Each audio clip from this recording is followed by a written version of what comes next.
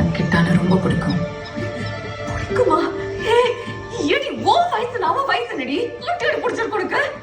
யாருக்காவது தெரிஞ்சா என்னடி சொல்லுவாங்க? யாருன்னு பேசினா எனக்கு என்ன? நீ சொல்லு. என்னடி சொல்லணும்? நான் கிட்டா மேல ஆசைப்படக்கூடாது.